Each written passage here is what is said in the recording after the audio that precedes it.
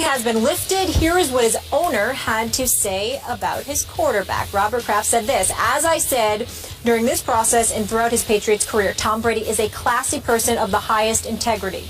He represents everything that is great about this game and this league, yet with absolutely no evidence of any actions of wrongdoing by Tom in the Wells report.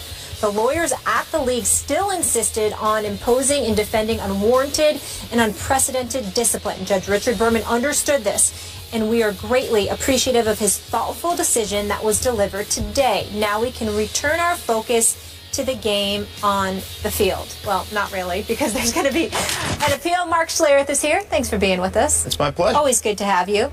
Mark, how do you view Brady now that he's won essentially at this point? Listen, I've never really viewed him any differently throughout this whole process, which has been fairly ridiculous. I always viewed this as being pulled over for going 72 and a 65 and then spending a year in jail for it. The whole process to me has been ridiculous, and this is more about culture of the National Football League. There has been, since the inception of this league, people who have circumvented the rules. And you don't have to go far in any team to look at how they've circumvented the rules. And it's dealing with circumventing those rules. Cheating, in this case. Just because the excuse is not, well, everybody does it, right? So, and that's kind of what I'm laying out here. Everybody does it, doesn't make it right. But the thing is the league has never really punished it before. It's a slap on the wrist. It's, hey, let's send out a letter. Say, guys, we know you're doing this. Please stop doing it. And this has gone to an extreme, this extreme kind of quote-unquote witch hunt that obviously Judge Berman decided, I disagree with the way the league went through this process with and I heard you talking this morning, the fairness of this process. And so I've never really viewed Brady any differently. I mean, he is one of the greatest, whether he did, whether he didn't, whether he had general awareness, whether he didn't have general awareness. It really wasn't a big deal to me in the overall scheme of things, because I understand the culture of this league, and I understand they're trying to change the culture of this league. I think they just went about it the wrong way. Yeah. Can I say to your question on what do you think of Brady, it seems to be tough for people to realize and to separate what you think of Brady and what you think of this case. I'll take myself for example. I think the world of Brady. I think Brady is one of the best quarterbacks of all time, and from what I've been told, a great guy, a great teammate, a great friend. But I also think he looks very culpable in this situation, and that his punishment should have been upheld. They're not one and the same. You can think highly of Brady and think this punishment should have been upheld. We often seem to think these are just proxies for how we view the Patriots. Like, I'm just a Patriots fan or I'm not a Patriots fan, or I'm a Brady fan or I'm not a Brady fan. That's not what this is about. It's not about being emotionally attached to any one emblem or human being. You can hold both opinions. I think Brady is great. He will go down as great. And when it's all said and done and somebody writes his obituary in the New York Times, this will be a very small line towards the end. Possibly non-existent. Of course, emotional attachment to a team or an emblem is actually what fuels sports. So for most fans to detach emotionally from their player isn't possible, right? So for a lot of fans, how you feel about whether due process was served is actually completely tied up in whether or not you like Tom Brady. Right. For me, I am not a Patriots fan, and I feel the exact same way about Tom Brady today that I felt 2 years ago.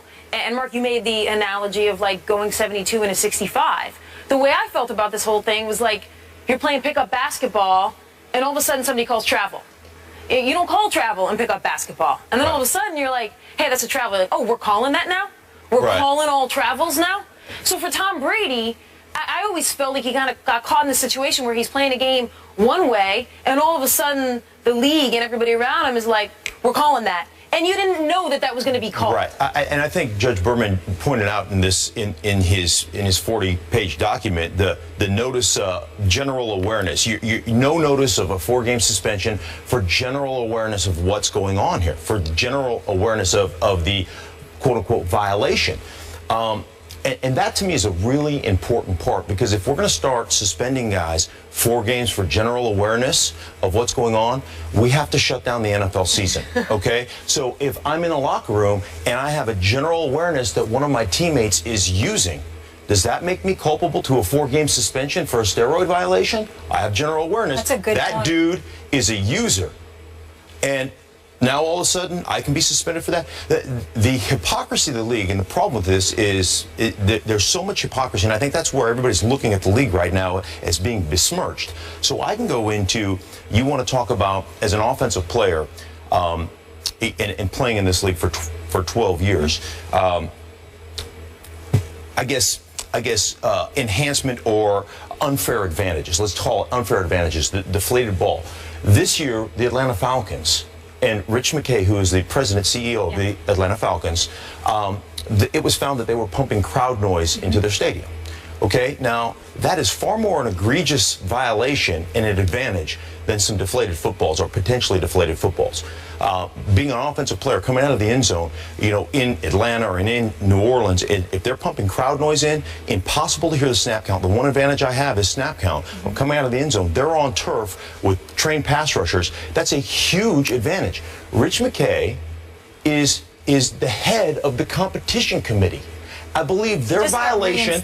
Yep. Yes, their violation was, I think it was $350,000 and maybe a 5th-round draft choice for doing that, which to me is far more egregious.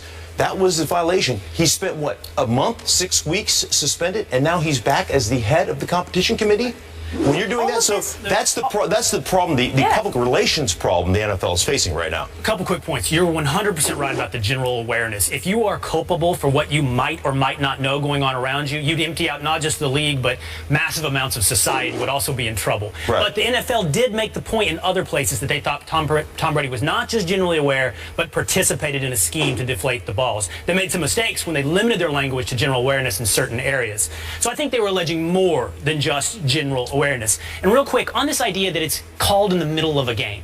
If Tom Brady's culpable, and the notice requirement sort of hinges on that, right? Were you on notice this was wrong? He was never under any impression that this was okay to do. It was never under any impression that this wouldn't be called. That's why the analogy is to a travel in a pickup basketball game. You don't call travels in a pickup basketball game. Do we all know that sometimes when you take an extra step, it's technically a rules violation? Sure, a travel is a rules violation. In a pickup basketball game, you all kind of agree not to call offensive fouls and not to call travels. So now in the middle of the game... Great lengths went to covering this up. Great lengths went to making it look like nothing to see here. So I have a hard time believing New England Patriots or Tom Brady or John Jastrzemski or McNally believed this isn't that big a deal. Their behavior simply suggests... Their behavior is a reaction. It's a reaction to the NFL as well. Because that's deflating, correct me if I'm wrong, but the infraction of deflating footballs in the NFL, on par with a lot of other sort of like small-time cheating, is not unheard of on a game-by-game basis. I don't know about the deflation of footballs, but I do know there is a lot of cheating that goes on in this league, and there always has been. And that's part of the cultural issue that they're trying to change right now. And I understand those changes. But you could go back. There was a game, I believe, in November where the Minnesota Vikings were caught warming up the footballs with the heaters on the sideline. Complete violation of the rules. Why were they not drug into this? Why are those things not being brought up? Because the NFL is looking at it, and I do believe this is a Lifetime Achievement Award. We want to go after the New England Patriots, and there's a lot of jealousy between owners. Right? There's a handful of owners that say, we want to see, we know they've done things that are not above board. We're not going to look at our own sins, but our sins are minor compared to what those guys are doing, because those guys are a bunch of cheaters, and they are basically forcing this issue. And I would hope that the owners would look at this situation, what's good for the game, and say, we need to make changes. But the bottom line is money doesn't care who owns it. So it doesn't matter, just because you have a lot of money doesn't make you a guy that's going to make intelligent decisions. It doesn't make you a guy that's going to make reasonable decisions. And so I look at the ownership and say, I hope it's a catalyst for change. I don't know that it's going to be, because they continue to get beat up in court, one after the other, after the other, after the other. I hope it's a catalyst for change so that they can come together and collective bargain these things. Well, and they're trying to make all these changes at 100 miles an hour. I mean, their house is out of order, and they got caught with this in a dead sprint. At what point are they going to realize they got to slow down, maybe reevaluate Be proactive rather than reactive. instead of just making all of these decisions when your house isn't even in order on what you are disciplining? Right, so as soon as something like this happens, we're reactive as a league. Then we commission a study, and we bring a bunch of people in that have never been inside a locker room, never coached a team, never played, and they make what they think is a reasonable decision on how we're going to go about this. And there's no collaborative nature between players, between the Players Association, and between the NFL. And ultimately, if you don't have that collaboration and you're not in lockstep with that, it's just never going to work out. So why they wouldn't do that, why they have adhered to this, the commissioner's got the ultimate autonomy and authority to do whatever he wants, it really makes no sense to me why they wouldn't actually collaborate. But there is, bad blood between the two, that's for sure. I feel like they also poll public opinion as well, too, and do factor that in as well, especially we saw that with Ray Rice. No question. Mark, thank you so much for being with us. Have a fantastic Labor Day weekend. I will, thank you. You enjoy with the fam. We'll see you soon. And up next, we're going to talk about the quarterback Tom Brady faced in the Super Bowl. Russell Wilson locks in on a fat new contract with the Seahawks. Good for him. Now, can Wilson and the Hawks look onto a third straight Super Bowl trip? It's the NFC bottom lines. That's next. Stay here.